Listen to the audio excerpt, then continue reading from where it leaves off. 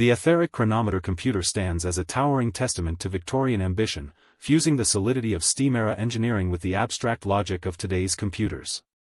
Form: the machine occupies a mahogany console roughly the size of a piano, its exterior clad in polished brass and etched copper panels.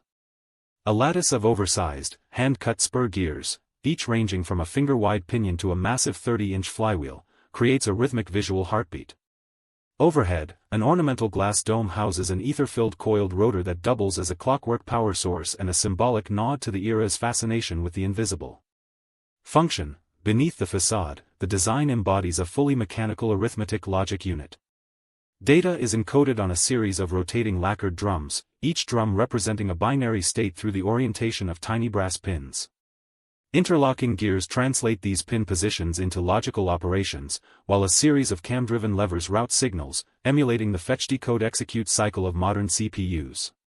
A duplex pneumatic tape reader feeds input, and a series of galvanic relays produce audible, click-tone output, effectively a steampunk version of a monitor. Aesthetic: the chronometer's visual language is pure Neo-Victorian. Ornamental filigree wraps functional elements, turning every gear and spring into a decorative flourish. The color palette, burnt copper, deep mahogany, and weathered brass, creates a warm, industrial glow that is accentuated by wrought iron rivets and polished glass lenses. Light filtered through the etheric dome casts patterned shadows across the console, giving the whole apparatus an almost liturgical presence. Its design purposefully blurs line between artifact and artwork, inviting viewers to imagine a world where computation is heard rather than seen, felt rather than digitized.